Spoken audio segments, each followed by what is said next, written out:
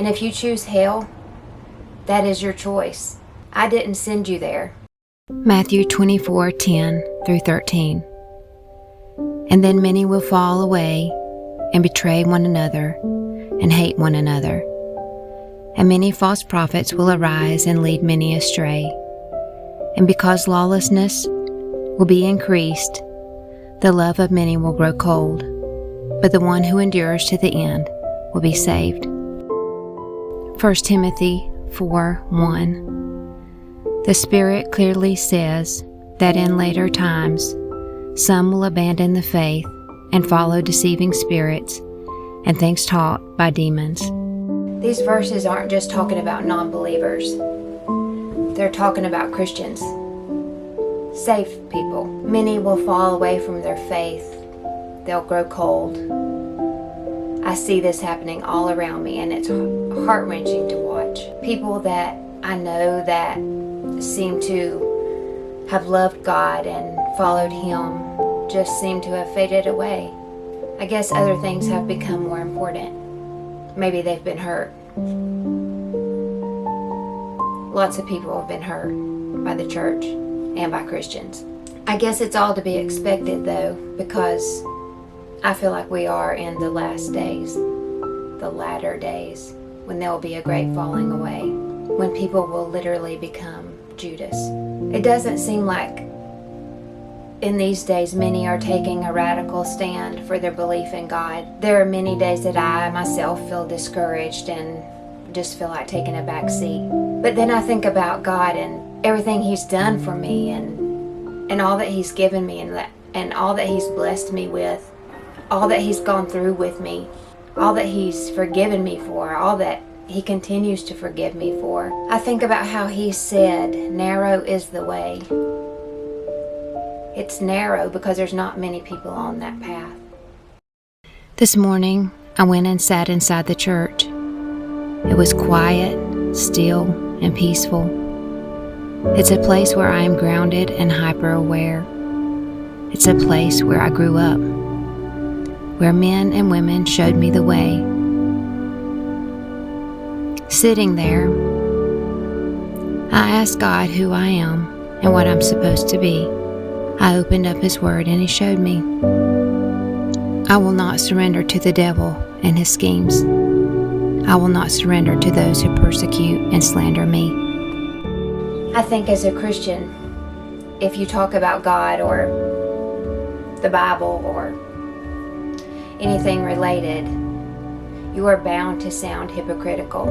As humans, we are hypocritical and judgmental for that matter. I'll just throw that in there since that's been thrown at me too. As Christians, it's like we have the head knowledge and the heart knowledge, but we also have human nature, and we live in this world of sin, and we sin. We are an imperfect being trying to tell someone else how to live perfectly, and that never goes over well.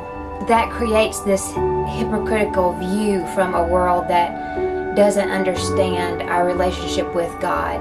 I believe the only one who can talk about God's Word and Jesus and how to live and not sound hypocritical is Jesus.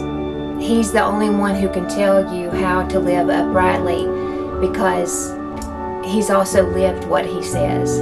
My beliefs and defending those beliefs are not sending you to hell, contrary to what you want me to believe. I haven't wavered in my beliefs. My page hasn't changed. I share things on social media that I've always shared. It's not my fault if you haven't been paying attention. And if you choose hell, that is your choice. I didn't send you there. That's something that you have already decided way before I came along. You were just wanting to use me as another excuse for your own inward war and hatred.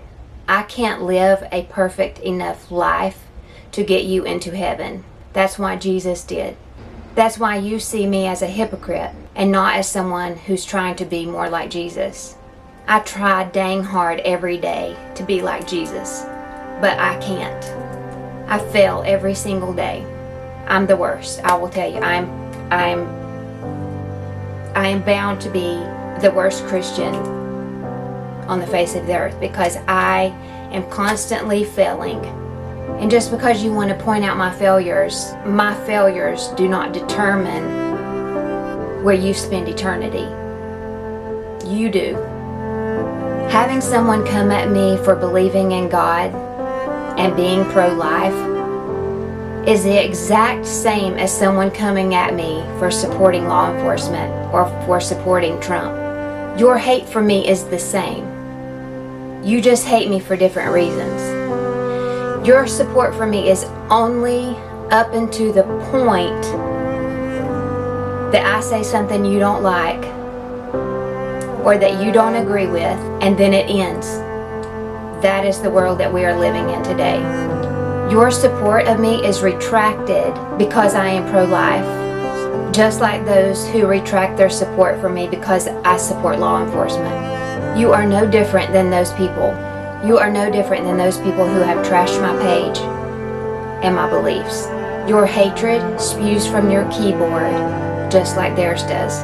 Your actions toward me are the same as those whom you have hated for their actions toward law enforcement. I have not changed. I'm here to tell you, if I feel led to share something on my page, no matter what I cause to come against me or what I bring on myself, no matter what names I am called or how I am viewed, my heart is in the right place and I am not backing down. I just have a soap business.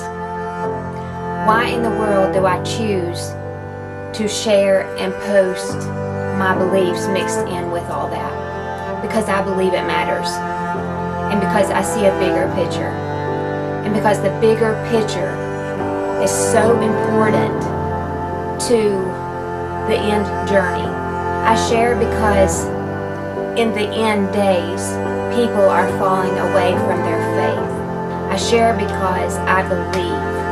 I share because there's not a whole lot of other people who are. I share because the little babies that are being murdered cannot stand up for themselves. They cannot speak for themselves. I stand for them. That is why I share this stuff intermingled with my business on my page. I'm not sure what's coming, but I feel like God is preparing me for something, like I'm being sharpened. I have a super sensitive heart, and most often I wear my feelings on my sleeve, but I think in order to deal with whatever is to come, God is preparing my heart. Maybe He has used soap to get me to the place of refinery. Maybe as I have been creating and molding soap, He has been doing the same with me.